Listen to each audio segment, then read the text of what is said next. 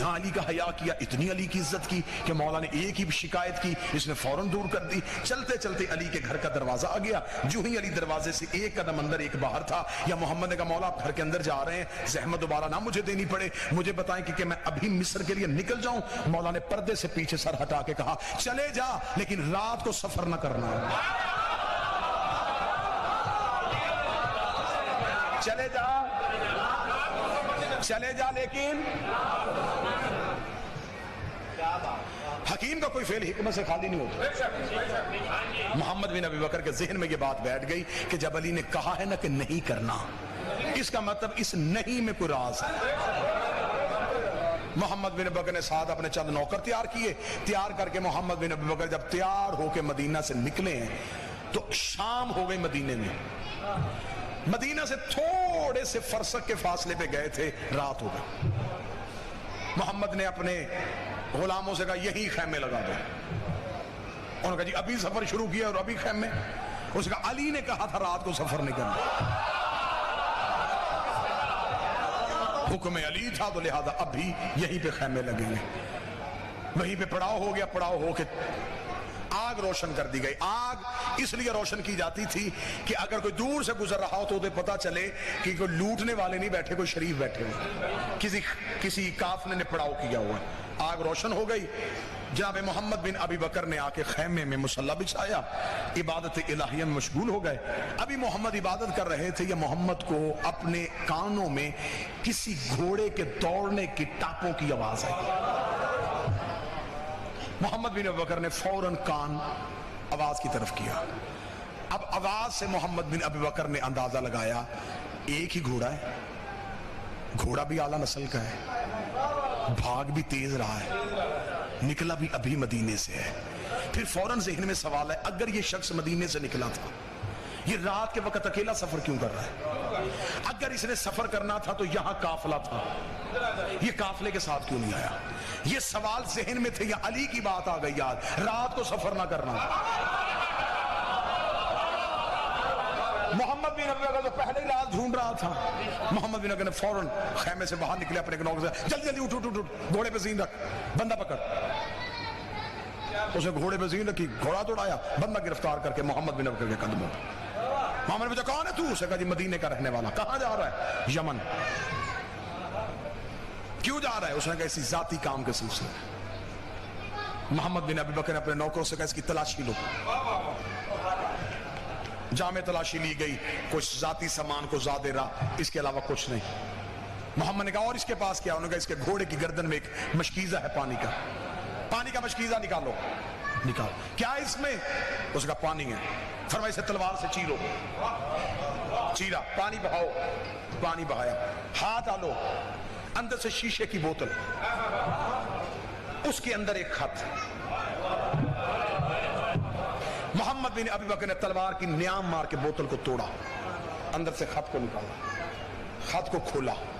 خط میں لکھا ہوا تھا کہ تیری طرف محمد میرا خط لے کے آ رہا ہے۔ محمد بن ابی بکر کے پہنچنے سے پہلے کہ تیز رفتار گھوڑا سوار سپاہی تجھ تک پہنچ جائے گا، ایک دستہ لشکر کا مصر کے باہر کھڑا کر دینا جو محمد کو تجھ تک پہنچنے سے پہلے قتل کر دے، اور محمد کی لاش کسی ویرانے میں پھینک دینا۔ محمد بن ابی بکر نے خط پڑھا، خط کو بند کیا، منہ مدینے کی طرف کر گیا، اور سفروں سے بچانے والے،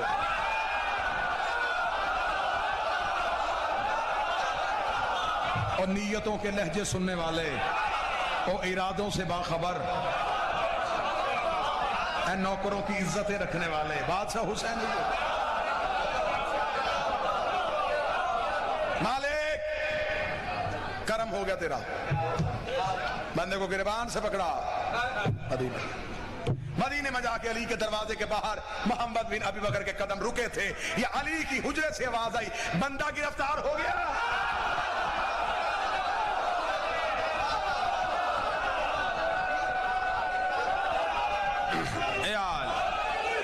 پسند ہے موضوع کے نہیں پسند؟ بندہ گرفتار ہو گیا، اسے کہا یا علی بندہ گرفتار ہو گیا۔ علی باہر آئے، محمد نے قدموں پہ ہاتھ رکھے گا مولا جب خبر تھی مجھے کیوں بھیجا؟ مولا مسکرا کے فرماتے محمد میں ثبوت کے بغیر حملہ نہیں کرتا، کہاں سے لا گئی دنیا علی جیسا امام؟ بندے کو پکڑا اور مولا علی اپنے گھر میں گئے. تاریخ کہتی ہے علی نے زرد رنگ کی عبا پہنی. زرد عبا ہمیشہ مولا علی جنگ میں جاتے ہوئے استعمال کرتے. جب علی اپنے کاندھے پہ زرد عبا رکھتے تھے تو مدینے کے لوگ دروازے بند کر لیتے تھے کہ آج علی جلال میں ہے. اس رات مولا نے زرد عبا اپنے کاندھے پہ رکھی.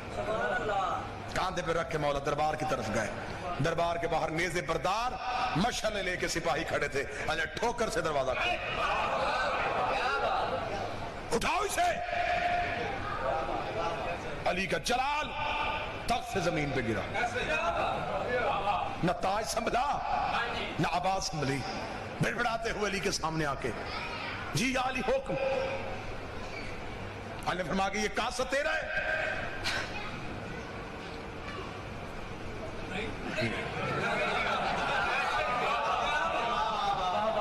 مولانا محمد خط دے. خط تیرا ہے.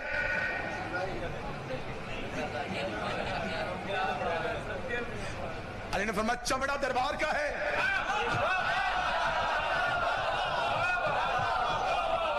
کیونکہ اس دور میں سرکاری خطوط لکھنے کے لیے مخصوص چمڑا استعمال ہوتا تھا جو بازار میں بیچنا خریدنا جرم تھا.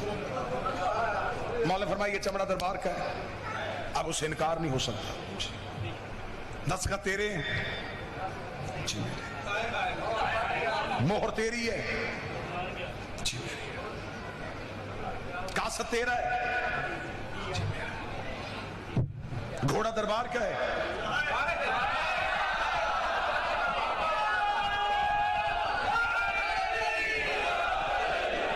جی میرا. اتنا کہنا تھا یا علی مڑے بلا تشبیہ. علی چلنے لگے پیچھے. یا علی بات تو سنیں گے. فرمایا بس اب علی کی کوئی ذمہ داری نہیں. آئے ہائے ہائے بس اب علی کی ذمہ داری. مولا بات تو سنیں گے. مولا میری علی دربار سے باہر چلے.